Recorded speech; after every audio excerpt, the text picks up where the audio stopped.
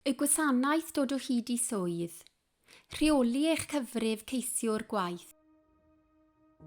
I reoli eich cyfrif ceisiwr gwaith ar wefan dod o hyd i swydd, cliciwch ar y ddolen mewn gofnodi ar frig y dudalen.